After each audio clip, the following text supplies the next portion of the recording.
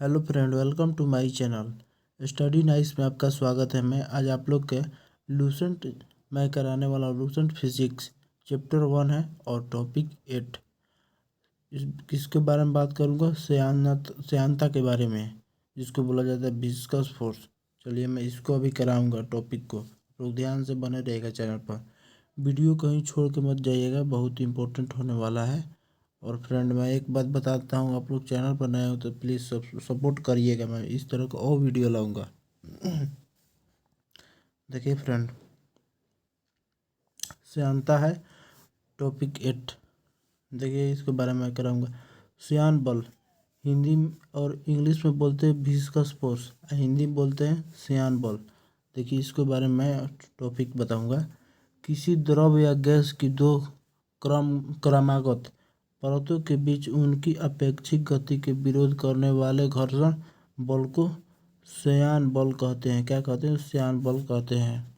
और अगला है फ्रेंड श्यानता, यानी इंग्लिश में बोलते हैं विस्कोसिटी, हिंदी में बोलते हैं श्यानता। देखिए इसके बारे में टिप्पणी करूँगा।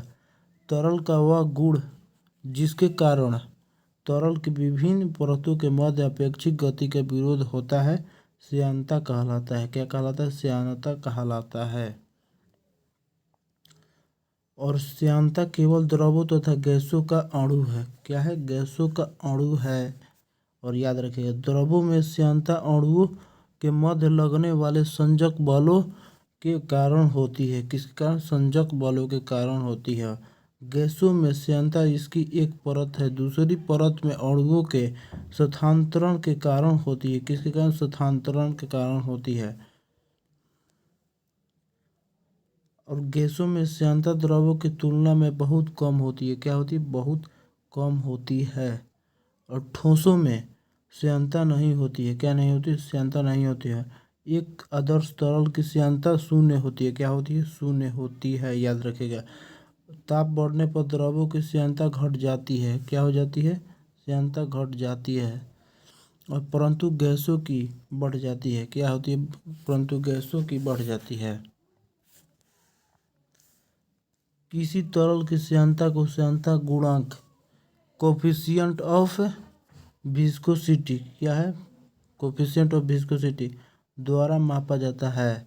और इसका देखिए फ्रेंड, एसआई मात्रक डेकापोइज, इसका जो है एसआई मात्रक है डेकापोइज या पोइजली पीआई, पोइजली या पीआई। और पास्कल सेकंड पीएस पास है। इसे प्रायः इन नीटा द्वारा सूचित किया गया जाता है। और अगला हम लोग पढ़ेंगे सीमांत वेग।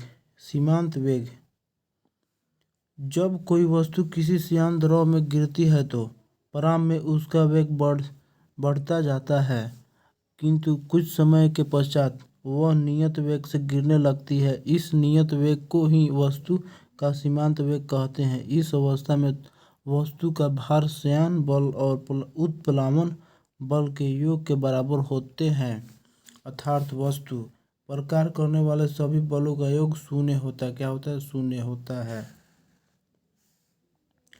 और सीमांत वेग वस्तु की त्रिज्या के वर्ग के अनुक्रमानुपाती होता है, अर्थात बड़ी वस्तु अधिक वेग से और छोटी वस्तु कम वेग से गिरती है। और हम लोग पढ़ेंगे धारा रेखीय प्रवाह, यानी स्ट्रीम लाइन फ्लो इंग्लिश में बोलते हैं, हिंदी में बोलते हैं धारा रेखीय प्रवाह, इंग्लिश में बोलते हैं स्ट्रीम लाइन फ्लो। इसको ध्यान से रखिएगा। द्रवों का ऐसा प्रवाह जिसमें द्रव का प्रत्येक कण उसी बिंदु से गुजरता है जिससे उससे पहले वाला कण गुजरा था, धारा रेखीय प्रवाह कहलाता है। क्या कहलाता है? धारा रेखीय प्रवाह कहलाता है। इसमें किसी नियत बिंदु पर प्रवाह की चाल व उसकी दिशा निश्चित बनी रहती है। और हम लोग पढ़ेंगे अगला क्रांतिक वेग। क्रांतिक वेग यानी क्रिटिकल वेलोसिटी इंग्लिश में बोलते हैं। धारा रेखीय प्रवाह की महत्तम वेग को क्रांतिक वेग कहते हैं। क्या कहते हैं? क्रांतिक वेग, अर्थात धारा रेखीय प्रवाह की वह उच्च सीमा जिसके बाद द्रव का प्रवाह धारा रेखीय न होकर विक्षुब्ध हो जाए। वह वेग क्रांतिक वेग कहलाता है। यदि द्रव प्रवाह का वेग क्रांतिक वेग से कम होता है तो उसका प्रवाह उसकी श्यानता पर निर्भर करता है। यदि द्रव प्रवाह का वेग उसके क्रांतिक वेग से अधिक होता है तो उसका प्रवाह मुख्यतः उसके घनत्व पर निर्भर करता है।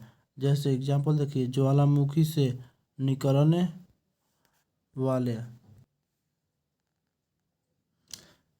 वाला लावा बहुत अधिक गाढ़ा होने पर भी तेजी से बहता है। क्या होता है? तेजी से बहता है, क्योंकि उसका घनत्व अपेक्षाकृत कम होता है। क्या होता है? अपेक्षाकृत कम होता है और घनत्व ही उसके वेग के निर्धारित करता है। और हम लोग पढ़ेंगे अगला बर्नौली का प्रमेय यानी बर्नौलीज थ्योरम, इंग्लिश में बोलते हैं इसको। देखिए ध्यान से, बर्नौलीज थ्योरम। जब कोई आदर्श द्रव किसी नली में धारा रेखीय प्रवाह में बहता है तो उसके मार्ग के प्रत्येक बिंदु पर उसके एकांक आयतन की कुल ऊर्जा, दाब ऊर्जा, गतिज ऊर्जा एवं स्थित ऊर्जा का योग नियत होता है।